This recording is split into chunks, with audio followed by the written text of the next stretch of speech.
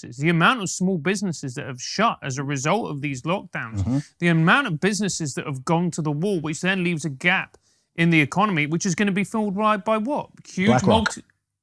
Huge multinational conglomerates. Yeah, absolutely. Hasn't BlackRock been buying up all these derelict, empty properties? I believe someone might want to verify this. I believe that 70% of restaurants in is it California or Los Angeles specifically have shut down. Yeah. 70%. Well, see, I want to address something because as we're doing interviews nowadays, because of the world we live in, I have this sort of like low IQ voice filter where I just imagine what a stupid person would hear out of what we're saying. Okay.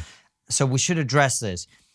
I imagine, because this is how I think about it, and I imagine you'd agree with me, that the reason you're talking about the profit motive, power, and all of this is not because you think some people got together in a smoke-filled room with cigars and went, you know what, guys, we're going to make billions, we're going to create a pandemic, and then we're going to take advantage of it, and then this and that. I just think what happens is when people have incentives, I believe this is how the world works. People respond to incentives. So if you're making a product like a vaccine, the motivation for that is undoubtedly to save lives, in my opinion. They came up with this thing to help people. Yeah. That's what the pharmaceutical companies did. But now that you've made it and you're saving lives, well, of course you want to save as many lives as possible. And the fact that it seems to be making you more money, well, great, because you're saving, that's a reflection of how many lives you're saving. And that's the sort of calculations people make. And politicians are the same. You know, we are saving lives, so we need more power so we can save more lives. They're not sitting there thinking with some kind of evil intent, I don't think. I don't know. You don't know? I think it depends on who you're talking about. I think every individual is different. I think that there are many people who have malicious intent or extremely... What makes you say that, Zuby? Because that's human beings. There are bad people. Bad people exist, right? Not everyone. And as a good-natured, decently moral person, it's extraordinarily hard to kind of accept that there are bad people with bad intentions out there. For example, if you are a sane, reasonable, decent person, you cannot get into the mind of a serial killer. You can't do it because it's so far removed. You might be able to say a terrorist or someone who kills for some type of cause. As much as you disagree with it and condemn it, you can understand, you might be able to, with a high degree of empathy, understand their thinking. But someone who's just a psychopathic serial killer, you cannot, because they're just bad, right? They're just malicious. And I think that when you move into certain areas, you get a higher percentage of psychopaths, right? I do believe that in politics. I do believe that very high up in certain corporations, et cetera, you're going to get more people who have psychopathic tendencies. Do I think that's the majority? No, I don't think it's the majority. But I do think that there are people out there who genuinely do not give a crap about human life. They do not care about your well-being. They do not care about your health. They do not care about you in the slightest. They care about power. They care about money. And we've seen these figures throughout history. They exist. They're real people, right? We can name them, right? These are people, and they've often reached the highest positions of power, right? Hitler was a bad dude. Stalin, bad dude. Mussolini, Mao, bad dude. Mao, yeah.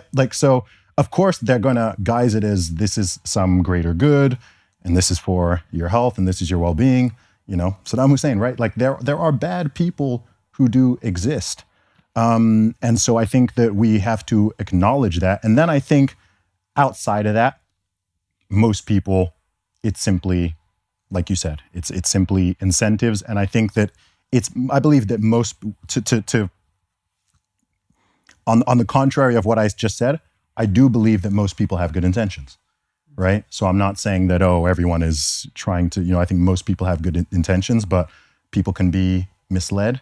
People can be led by ideology. People can be led by just social pressures and the desire to conform. People can just be led by threat of punishment, right? Fear. People are acting in fear, right? You've got people. Look, I'd love to know. Again, talk about the sacred cow. I would be interested to see how many people took these shots because they specifically, truly thought it was the best thing for them, for their health and their well-being, versus how many people took it due to pressure and coercion. Or wanting to visit family abroad or whatever. I'd I wouldn't classify that. I'd call that pressure. I'd put that. Of course, it is. Yeah, that's what I mean. Yeah, I'd put that in the latter category. It would be interesting to see. I think again, I think early on, look, if people didn't want me to be skeptical about us, what would have made sense is if they just, rolled these out and pushed, not mandated it, pushed and promoted it towards people over 60, especially those with comorbidities, and perhaps under 60 with comorbidities, and strongly recommended it, and then chilled out. I think that would make a lot of people way less skeptical of the whole thing. Now it's like, whoa, you're gunning at the 5-year-olds now?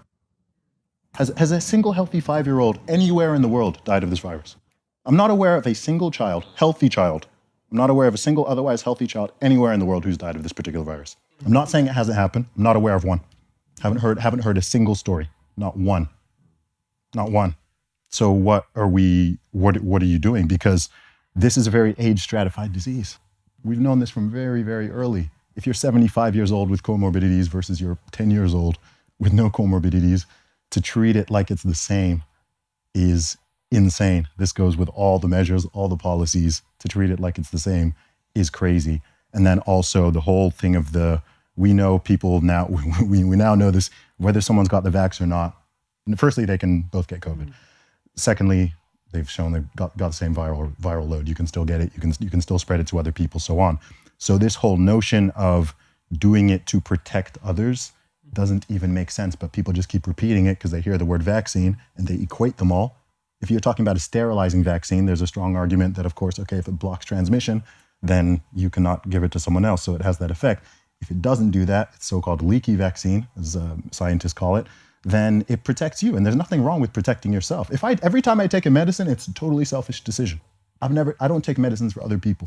I take a medicine because I'm feeling sick, and there's nothing wrong with that, right? There's nothing wrong with, selfish is one of those words that's kind of funny because it's automatically assumed as negative, but it simply means that you're doing something for yourself and to protect yourself. If I'm riding a bike and I put a helmet on, that's a selfish decision. It's to protect my head. It's not to protect anybody else. But I think that, people want to go with this sort of hero and communitarian narrative, even when it doesn't really make sense. There's nothing wrong with taking it. If you're unwell, hey, I'm 70, someone's 70 and they're diabetic and they're in rough shape and COVID is a genuine threat to them and they're taking the shot to protect them, God bless you. There's absolutely nothing wrong with that. And I 1000% support your right to do it. My only issue with this whole thing has been the coercion, the force, the bullying, the shaming, setting people against each other, all of that. It's unnecessary. It's counterproductive. And there's the other element of it, which is the censoring of freedom of speech, which they do online, particularly our big tech overlords, whereby if you talk about these subjects, prime example, if you talked a year ago that maybe the virus might have been created in a lab in Wuhan and then was leaked accidentally, you would get your content taken down. Absolutely. Yeah. And now it's the Mainstream. Most credible version of events. Yeah, I mean, it always was. Yeah. It always was. But this is the issue. And look, I'm just interested in the truth. I don't have an agenda, right? I don't have an agenda beyond wanting myself and people to be free and be able to live their lives and run their businesses and go to work and not be forced to do this and that. That's my only agenda, if you even want to call it that. I just want life to be like it was. I think people thought January 2020 was a bad time, but I think we'd happily go back to that. That's literally all that I advocate for. I'm for freedom of choice. I'm for liberty. I'm for people just being allowed to have their independence and their civil liberties, and it's that simple for me.